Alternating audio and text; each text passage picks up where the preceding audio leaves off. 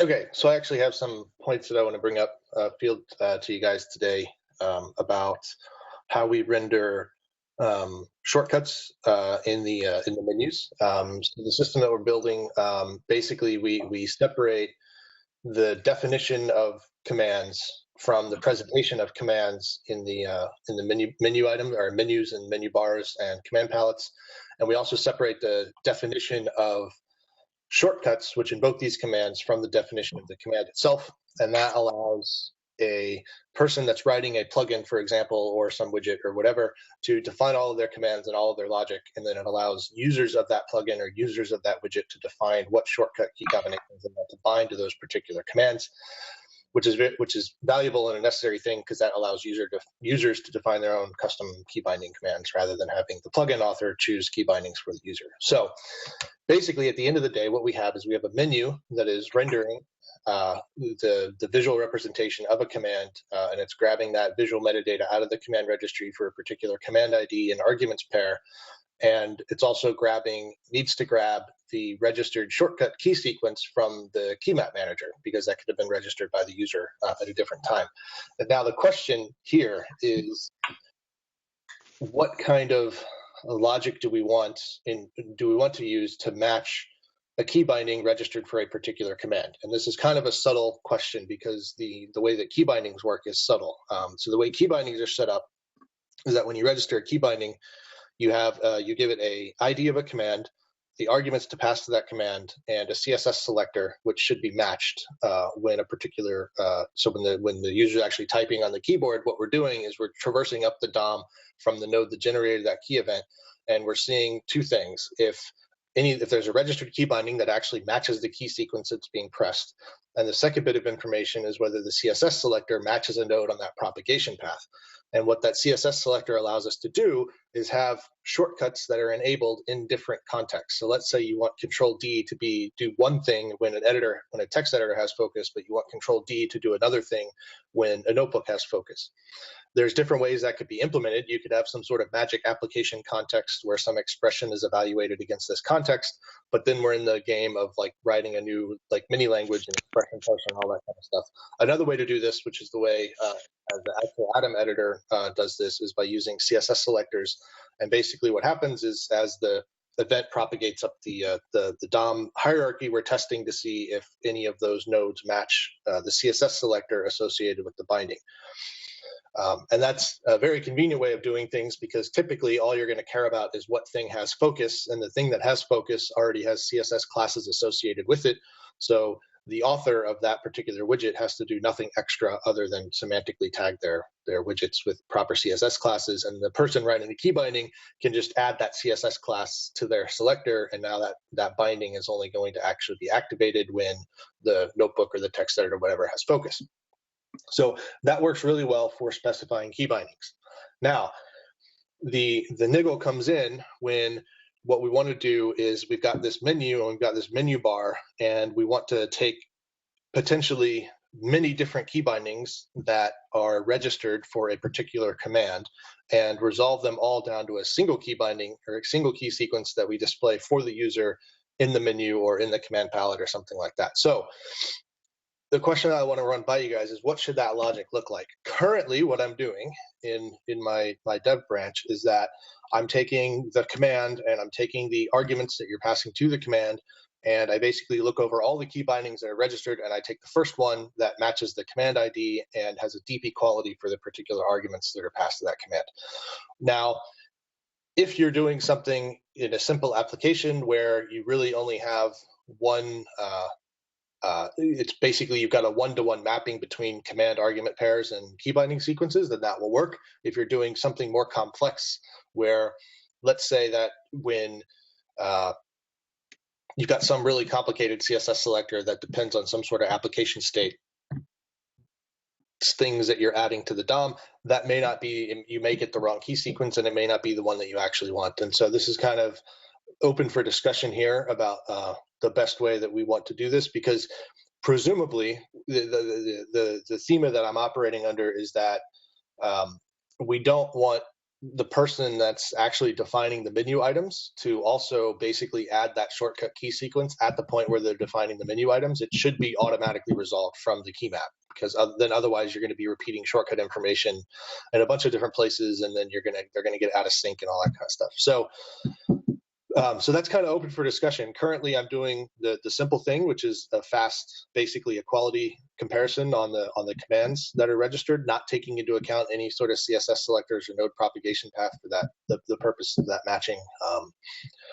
Because if we want to do that, then I don't know the best way of doing that, because we're missing context at that point. Like when you're defining a menu item, you have no idea what node is going to trigger some key down event. And so you can't provide that as extra context for the match because you just don't have that information. So yeah, if anybody has any comments or thoughts or ideas about that. And then a second, potentially simpler question is the actual rendering of these key sequences. So right now, the way that the key bindings are registered, you write it out as text, like CMD-X or whatever, or CTRL-whatever, and then we have an Excel modifier that's automatically translated to CMD on Mac and Control everywhere else. But then the question for the visual representation of this is that, do we just want to put the text in the menu item, or for cases like on Mac, should we actually go through and translate modifiers to the Unicode characters for those modifiers on Mac and give a Mac representation? Now, so those are my questions. So they're simple. I expect we will solve this in this meeting. Well, so the second question is, yes, translate them, because that's what everyone does. Unfortunately, I still don't know what those shortcut icons mean on a Mac. I look at it and I just hit random keys from the control option, alt, control, and command until I get the right keystroke. But that would follow the convention that they'll see in the Safari menus and the Chrome menus and all the other system menus. I just finally realized yesterday what the option is. It's actually the electrical symbol for a switch. So I finally understand option equals switch. I can visually connect it to. Maybe that's a way I can remember it. So anyway, I took the second question. I'll leave you guys to take the first question. Just kidding. I mean, a way forward for this is we can just use what I'm doing now, which is a deep equality comparison, and see how far it gets us. And then if we run into use cases where it's returning the patently wrong thing, then we can think about another way of doing it. Like one of the ideas that I've had is that when defining a key binding, which is the thing that's going to be searched, maybe we have like a Boolean flag, which is like default or something like that. And then basically what we're doing is we're going to search for a match on command and arguments, and also select the one that is specified by the key binding author as the default one that should show up in menus and command palettes and that kind of stuff. Now, the other thing to note is that because we're doing things like matching on selectors and all that kind of stuff, we will have definitely like a key binding editor UI, which will show all of this extra information and tell you whether you have potentially conflicting key bindings or things with invalid selectors and all that kind of stuff. So we can build UIs that give us more information. But for the cases where we're looking at like a menu or a menu item, or a command palette item or something where you want to see what is the quick shortcut to do this thing, like we got to select one. And that's the question that I'm trying to answer right now. So to make things more concrete, are you saying that, say, Control D will delete, or Control K will delete a cell or delete a line, depending on if you're in a text editor or a notebook? So you have a menu item that is going to delete a cell, and another menu item is going to delete a notebook. Are you going to list Control K as the keyboard shortcut for both of those menu items? I mean, I'm trying to construct a concrete example of when you'll need to make a choice like this. Well, so what I'm doing currently, so the choice isn't between two key sequences that are the same but bound to different commands, because that is easily resolved. Because definitely the criteria is that you've got a menu item with a command and arguments. I'm definitely going to match those. So the command and arguments need to be equal between the menu item and what's in the key binding. in order for me to select that sequence. The problem that we run into is when you have multiple key bindings bound to the same command and the same arguments, but different CSS selectors. Which one do I pick at that point to show in the menu item? That's the problem, which might not happen. Example. Well, no, because it probably shouldn't happen in practice, but the problem is that it can happen potentially in some concrete cases that we haven't thought of yet. And like when I'm faced with situations like these, I at least try to have something that's a better answer than, I select the first one. Like, and that answer might be, don't do that, and we'll provide tooling to make it obvious that you shouldn't do that. I'm actually wondering if the user experience of having the same key binding be so easily context dependent is what we want to offer, or if there should simply be one and you have to pick, and the user has to pick one. And I realize why somebody may want to say I want the same, I want to do two different things, but I can imagine, you thought you were focused on this tab and you focused on that tab instead, and you hit a key binding that is very common over here, and that, I don't know what we're calling the areas of lab, and that same key binding could have two drastically different actions. So from a user experience perspective, it seems a little bizarre, especially because key bindings tend to be kind of things that you build, that you associate with rapid muscle memory driven actions. And the other one is what Jason brought up, which is the fact that then these two entities would, if they have menu items as well, they would flag Control K over here and Control K over here. And it's hard to basically represent in a menu, this is Control K that does line deletion when you're in a notebook, and this is the Control K that does so and so when you're over here. I agree with you that it can be a usability concern, but at the same time, like when I monitor the GitHub issues on Atom for dealing with key bindings, like people get so opinionated about wanting control over their key bindings that I think the best that we can do is offer like a key binding editor UI that clearly says, hey, these two can possibly be ambiguous, but if he wants to do it, we got to let him do it. But there's actually go ahead. There's a really easy example to illustrate why you might want it and it's not ambiguous. So say you're in just a plain text editor and you want Excel X to be cut, and then you're in a notebook and you want Excel X to also be cut, but cutting cells is quite different than cutting text, so you have to write different commands. But the user is going to semantically think of them as the same. It's just that to implement it, you would have two different commands and you would have two different shortcuts. So it's not always going to be that it conflicts with the user's intuitions. It might be that we have to have that, even though from the user point of view, they're actually the same action.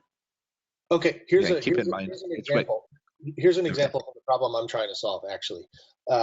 So in command mode in the notebook, you have key bindings that do different key bindings that do the same action. So like navigate, like move down, like, so select the next cell, right? I think it's J or arrow down, right? So those are two key bindings, two different key sequences that will be bound to the same command and the same set of arguments, and potentially even the same selector in this case, but they're two different key sequences. So which one do I select to show in the menu?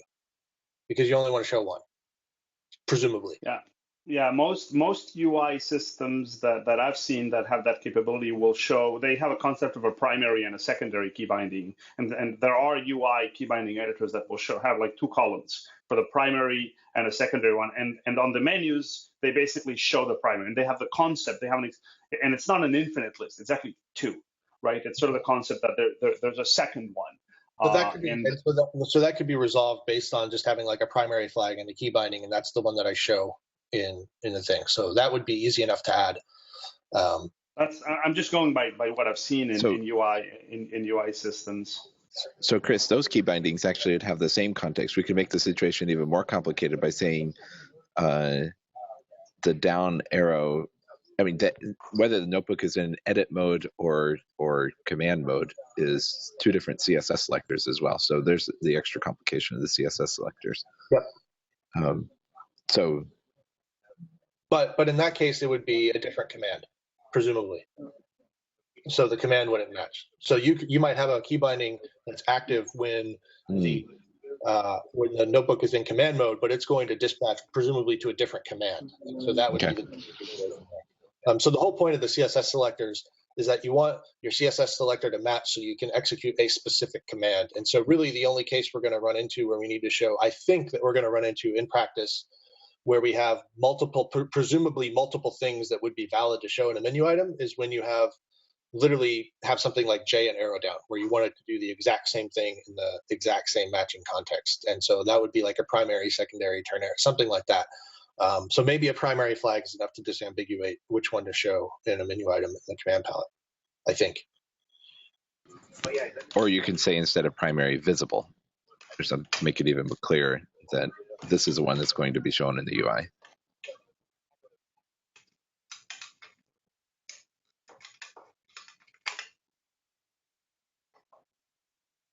And then there were actually two other small things that I wanted to bring up that I can't think of right now, but when I remember them, I'll chime in again.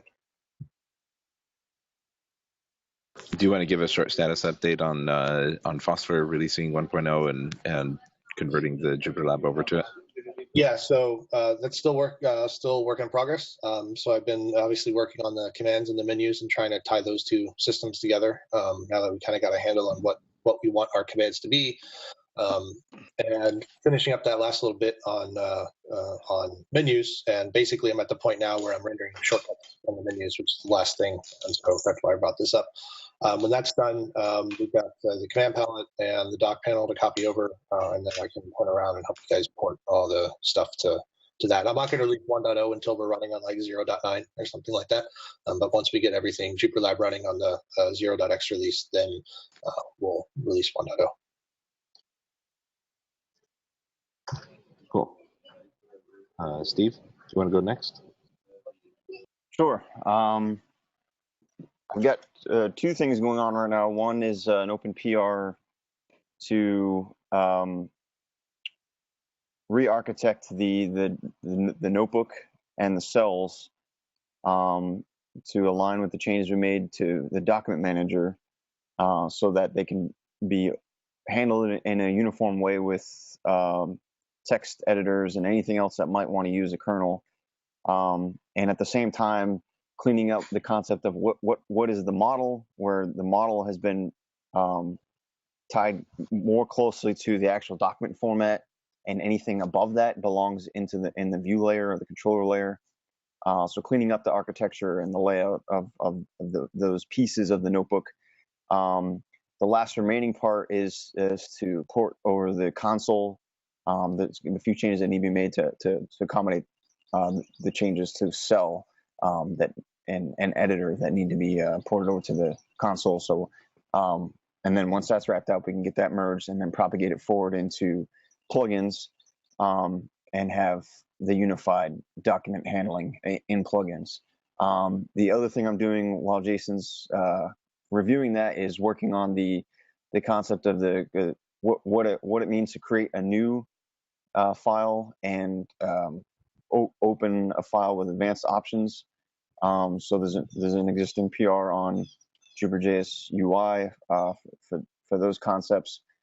Basically, I want to be able to preserve the existing quick launch behavior, where I can just pull a drop down and say I want to open a Python notebook, and it just creates a file name and starts that kernel for me, and I'm off and running. But also have the option to bring up a dialog to do more advanced things and say, no, I want to use a specific kernel, or I want to use a specific type of widget that's been registered to open this, to create a file or open a file. So adding those features as well. And that's about it. Darian, do you want to go next? Sure, yeah. So I have been working on a tab completion set of functionality for the web version of the console. And this is functionality that doesn't really exist in a comparable form in the Qt console. The Qt console acts a lot more like a normal terminal would, where you hit tab and the text beneath is just a list of your choices, but it offers nothing like a menu where you could click on it or do sub searches or whatever. So a lot of it has been just me looking at what a real text editor would offer you and giving you a hybrid. So a real text editor, very often you could either turn it on or off, whether it does completion. But here, because you're actually sort of in a terminal and sort of in a text editor, I opted to make it so that you hit tab in order to get that completion, but then once it's there, it acts more like you're in an editor. So I'm using Darian, sorry to interrupt you. Sure, go ahead. Have you seen what the terminal IPython does right now in master? Are you using IPython from master? No, I'm using the Qt console only. I'm not actually using the IPython terminal. So what I would recommend is that you update your local copy of IPython to master, and you actually use it, start using it, because what has happened is that in the meantime, the IPython terminal application has sort of leapfrogged the Qt console. IPython used to use readline for completion, right? And readline and for line management for all 15 years. And readline is very limited in what it can do. Readline has a really limited completion API, and basically all you can do is send it a blob of text to complete. It'll do the completions for you, and it returns a list of strings, and you can print them, and that's it. There's no two-dimensional management of the screen. But now IPython on master is using something called Prompt Toolkit, which gives you 2D management without opening a full-blown curses. Without using curses, you get basically line. And so now in the IPython terminal, you actually get tab completion with a drop-down menu. And so I think from the perspective of the user experience, since we're gonna ditch the Qt console no matter what, right? Yeah. I think the ideal path forward for the users would be for the user experience in the web console and in the terminal to be reasonably close. And I'm not saying that you limit yourself to what the terminal can do, because obviously in a web environment you have even more freedom. But now that the text console is richer, then I would use that as the reference point, right? Okay, don't use the Qt console as your reference. Yeah, fair enough. I'll play with it just to see. But what I've actually built is basically that. It's the drop down. In addition, I'm using the phosphor sum of squares string search algorithm so that I don't actually rely on the server after the initial completion request. I do all the winnowing down client side. Exactly. So there's a little bit of complexity on how to splice what you've picked into the line, and I'm working on that now. But that feature is going to be done really soon, and people can play with it.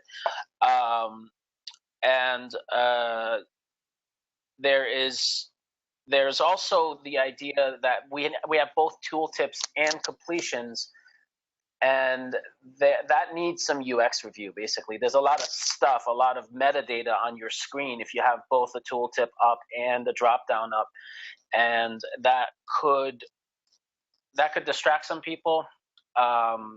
Me personally, I think if I had the option to, I might even turn off tooltips, or if I could dock them somewhere so that they don't constantly move, or if there was basically it needs some UX review, but I want the functionality in there so that it'll annoy people, because that'll make people think. But yeah, anyway, that's what I've been working on. And I actually have a question regarding completion, and I don't know, and it's relevant because since you're talking about that right now, is on the notebook itself, and now I'm talking about the notebook in lab, obviously not the old one, but the notebook in lab, tab completion is currently not working, correct? Right. I was waiting for basically Darian to create the UI for me, and then just use that same plumbing on the notebook. Yeah, and I've definitely written it in a way that's totally agnostic and is not tied to console, so that it can be reused in multiple places. Okay, perfect. Yeah, because obviously from a usability perspective, that is one of the big ones. I think that is missing even for a 0.1 release of lab. Is if people can't tab complete in Jupyter IPython, it's not Jupyter IPython. we are the world. We are the world champions of tab completion. So it'll be there, and it'll be first class, and it'll be the same thing you get in the console, you can get in the notebook. We might tweak it so that in the notebook, for example, it might be automatic. It might not require tabbing so that it feels more like an IDE. We can play around with that. But those are all choices we can make. And presumably we can also do that in a text editor, especially if the text editor is already hooked up to a kernel. Yeah, that's right. Yeah.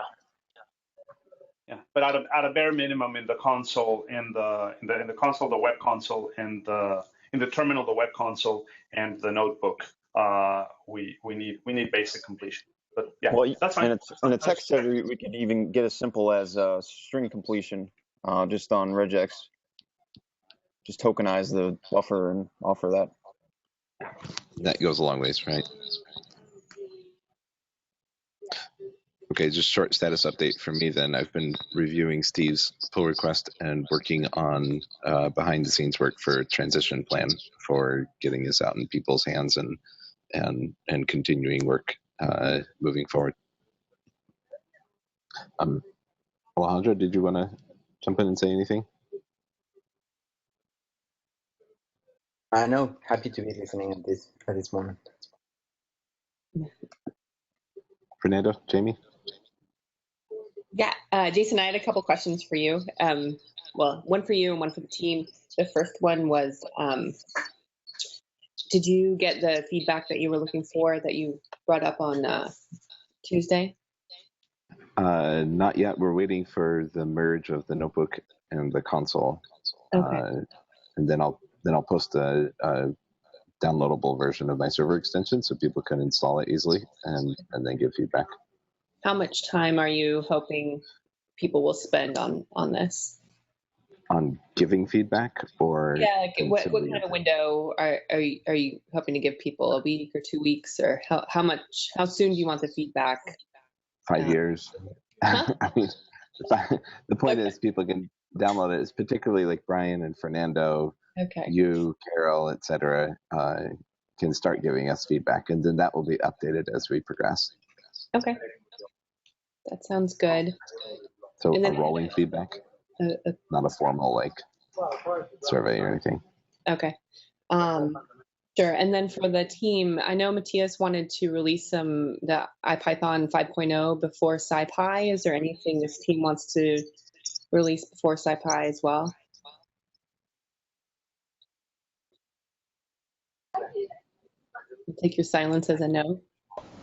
So I was wondering whether he wanted to have the latest changes in threadlets that are being made now in IPython before he releases it, because he was iterating there, and I don't know whether he was counting on it to be released before IPython. Do those IPython itself, unless things have changed a lot lately, IPython itself relied on threadlets mostly for the config and not for a lot else. Do you think those changes were impacting the master, or that he would need them, or is it just a matter of consistency? It's just, I think it was mostly cosmetic, but he was iterating there, and he mentioned IPython in one of the PRs. That's why I was wondering. Okay. On the subject of JupyterLab, I also had a question. So even though we have decided to not provide Sylvan, sorry to interrupt you. Jason is sitting to your left, right? Yes. Yes, that's right. Okay. Jason had appeared as having left the meeting to make sure he was. Yeah. Can you see me? Can you hear me now? We can hear you. We can't see you, but we can hear you, which is fine. Just that the thing said you had left. Yes, my tab crashed, and I came back on just as Jamie was saying, I take your silence as a no. So I'm not sure what I said no to. Releases before SciPy. And it sounds like there's just this one thing we need to figure out with the tradelets and Matthias's IPython 5.0 release. Yeah, we definitely won't have a JupyterLab like 1.0 release before SciPy. We will be giving a talk about JupyterLab at SciPy. Okay. So I think we should have something as a server extension that people can install with big, huge banners saying it's alpha and, et cetera. I mean, we'll see as we get closer to SciPy how ready we are. My question was about the server extension thing.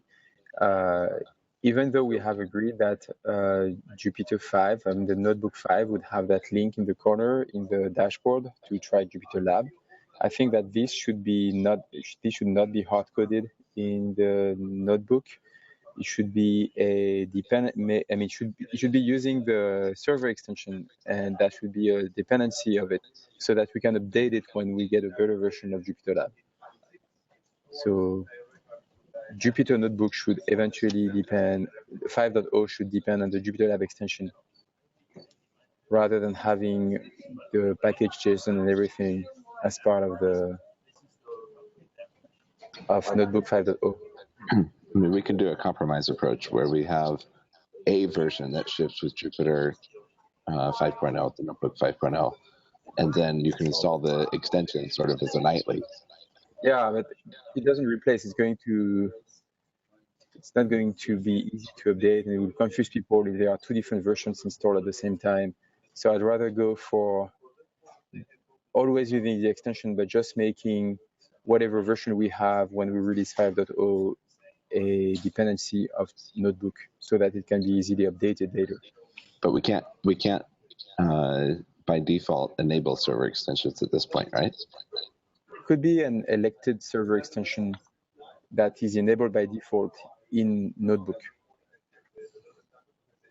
as a hard code in the Notebook code base. Yeah, but enabling server extensions is a user preference, right? I mean, I'm not sure where we would do that without overriding. We had such a hack for all the widgets in the extension, so I know we can do this. Shouldn't be too hard to enable JupyterLab Notebook extension by server extension by default. Okay, so that still requires a change in the notebook. The only change would be to say that if it's there, if the JupyterLab extension is there, it's enabled. Okay. And then you can update the package to whatever version we have later, and it's not going. You won't have two versions of JupyterLab installed at the same time, which is much better.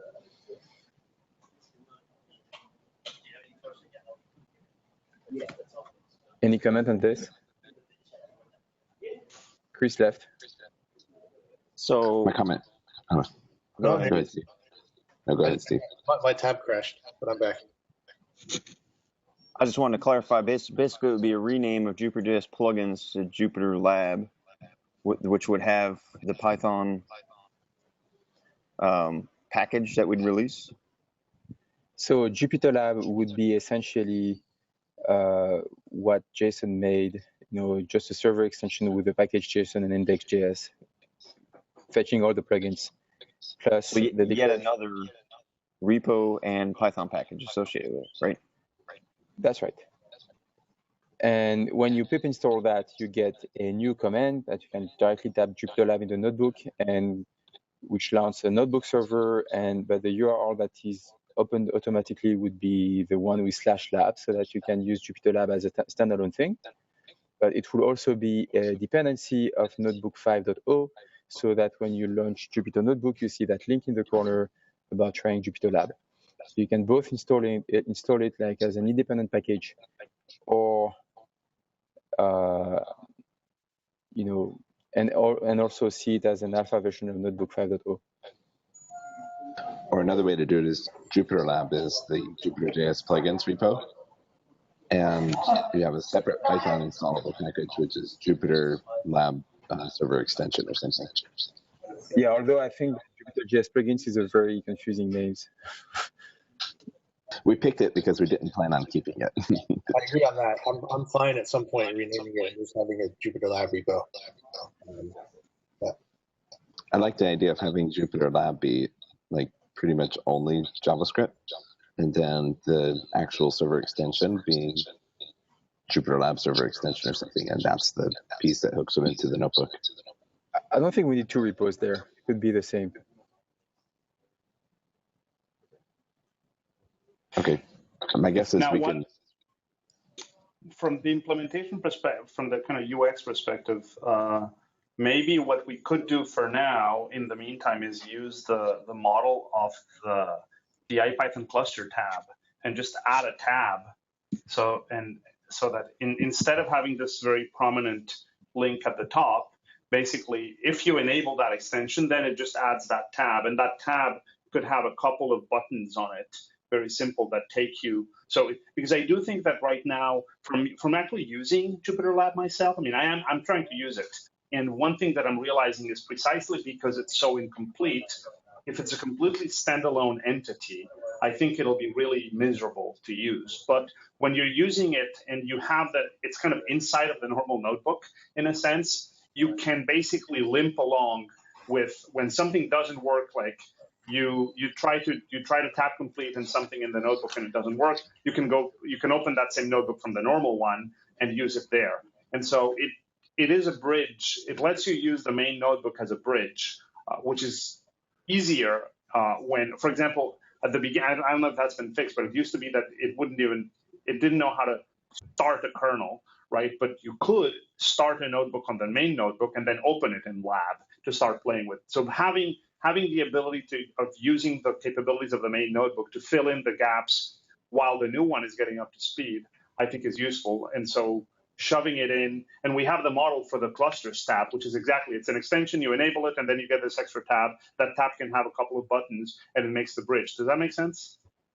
Yeah, although part of my proposal was also that this JupyterLab notebook extension, server extension, would have also a new command that is JupyterLab, which launches the standalone version of it.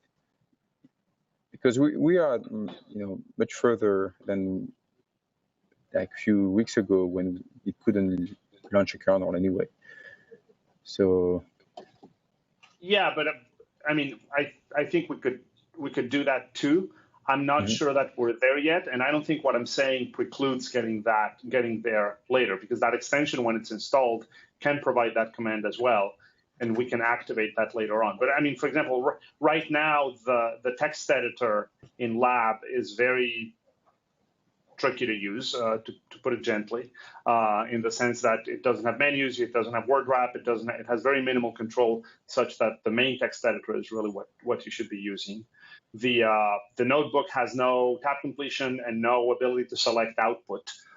Those are two things that, like, you get some output that you want to grab, you can't, because text selection doesn't work in output fields. So I really don't think it's ready to use standalone, but I think using it in this bridge mode is viable, and that's what I'm doing. I'm kind of using it in bridge, which lets me basically take a step back. I agree. What I especially wanted to avoid is the current situation where there is a JupyterLab package station in the notebook package repo, which is installing all the plugins, and they should all disappear and become a notebook server extension. Yeah, but there isn't, right? I mean, the Jupyter notebook code has no code for the IPython clusters, the parallel cluster stuff, 0. Yeah, but at the moment we do have a hard code in master. We have a hard coded JupyterLab thing, which is not a server extension, and we want. I'm saying we should remove it. Yes, I'm on board with the idea of removing that, but what I'm saying is we should use the mechanism of the clusters tab as the way to represent that information, right? We remove it. We remove it as a hard-coded link, and we do exactly what we did with the parallel clusters tab, and that's how it gets shipped. And then once it's installed, it's not about the link so much as it's about how it's packaged. That it's packaged as a hard-coded thing, and I want to make a server extension. The UX of how it shows is a different question, actually. Can you mute, Jason, if you? Yeah, I can hear me. So the other one. So I had another question, but it's not on the top of my head. I have a quick question for Fernando. When you say adding a tab, you're not saying you're going to run JupyterLab inside of an iframe or something inside of the notebook, right? This new tab will have a button that'll open up a new browser tab. That's what I was imagining. The second thing you said, yes. Just making sure. There would be a tab like the IPython clusters tab is, that would give us one or however many, right? We could add one or more buttons there or whatever UI elements that make it possible for the user to jump to the other one without losing. That would be kind of weird because right now the tabs are implemented as like a page load, so it loads a different page when you click on the tab, and like we're only ever going to have one button to launch JupyterLab in a separate browser tab. So that, to me, would be a really weird UX to put on that. I mean, if we're worried about the prominence of having like a JupyterLab icon, we could just make it just a regular text links, like try JupyterLab Alpha and just have it a text link and completely de-emphasize it. I was just thinking that because we have a mechanism for adding something there to the UI, all I'm saying is this button that we have right now of Try JupyterLab would effectively become a tab that says, with a little bit of text, explanatory text that says, if you click on this button below, it'll open a new tab in your browser. JupyterLab is the next generation of the notebook that can blah, blah, blah. A little explanatory blurb that tells the user what's going to happen, and there's a button there. But we have a mechanism for an extension to provide a tab, right?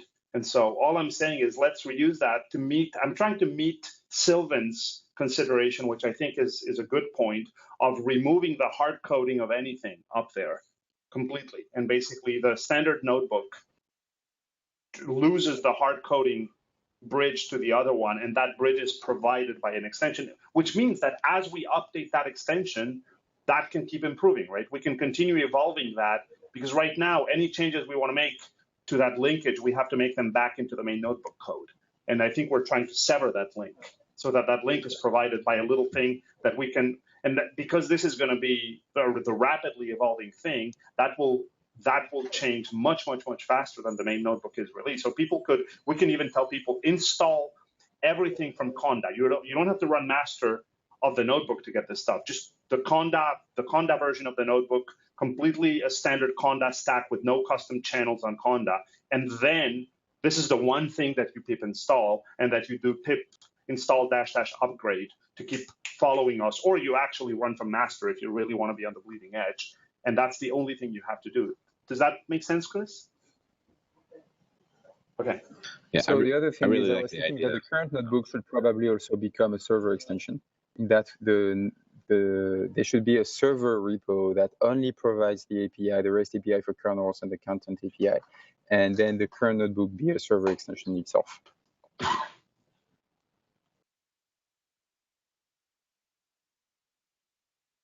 I don't think Fernando agrees with you.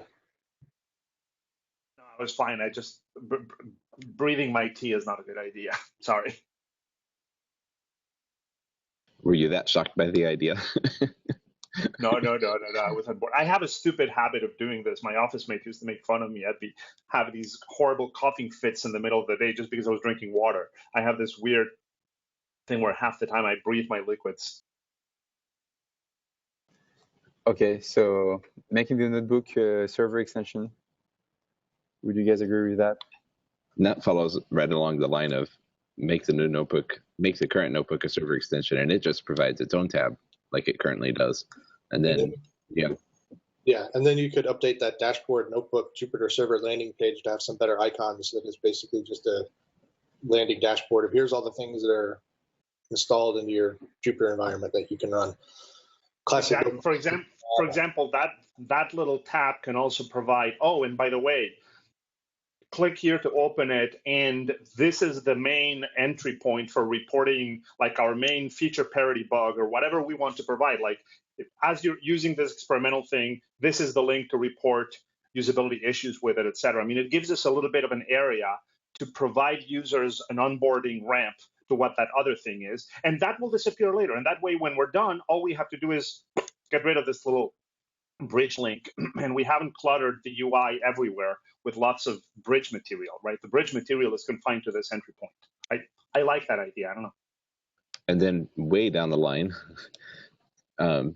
even especially if we get iframes working or something like that, we can implement the same sort of mechanism in JupyterLab. So JupyterLab comes up as the basic main page, and you can launch an old notebook from there if we get iframes or if we get the right functionality working in JupyterLab. Or re-implement the clustering tab as a tab in JupyterLab. So to move forward with this, we would merge what Jason has made into the JupyterLab server extension into JupyterJS utils, JupyterJS plugins. Rename that into JupyterLab and remove the hard-coded part in Notebook. Make JupyterLab a dependency of Notebook. Enable it by default and remove the hard-coded link.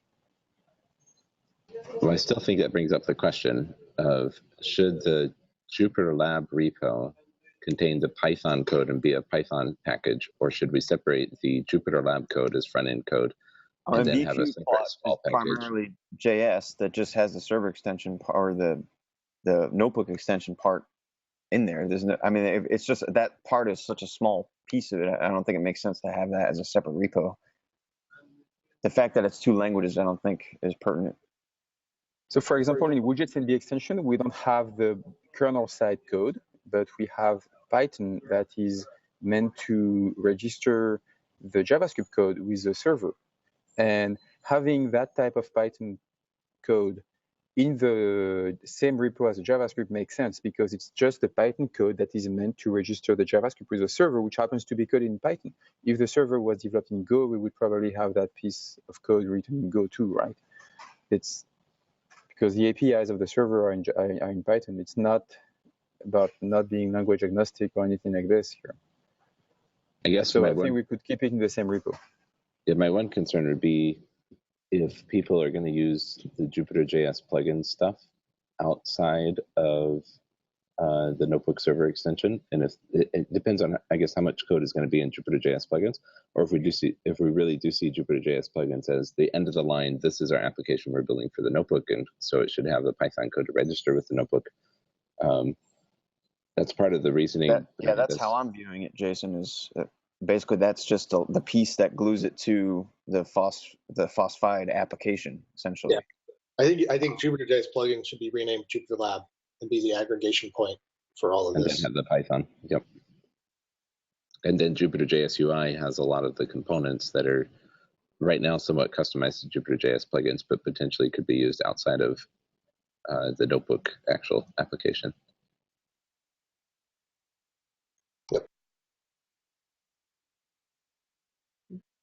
Okay, so does any of that impact Matthias's plan to release IPython 5.0 by SciPy? No, I don't think so. Circle back. Okay. Okay, so we're good. There's nothing else we're going to plan to release by then. Okay, thank you.